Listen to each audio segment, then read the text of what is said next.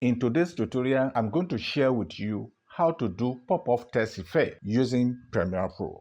To begin with, all you need to do is to go to your tools panel here and activate your type tool.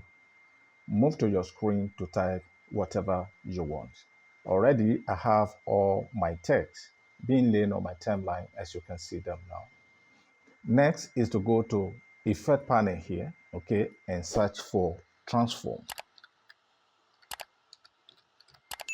Okay, pick the transform and drop it on the first text here.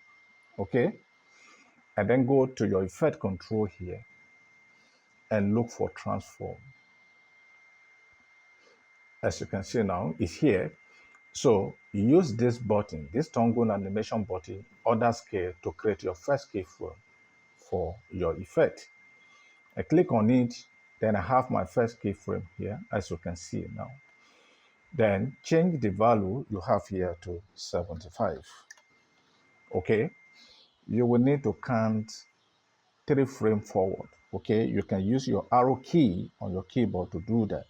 1, 2, 3. Okay, and come back to the value here again and change it to 125.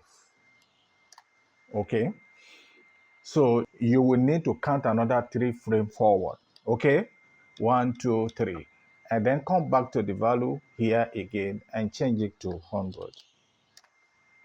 Okay, now stroke down and uncheck the use composition shutter here, or check the box and change the value of the angle here to 360. Okay, to 360. Boom.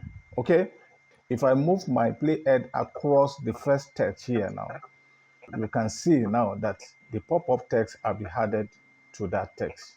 Okay, to add this effect to the rest of the text here, all we need to do is to go back to our effect control here, right click on the transform and click copy.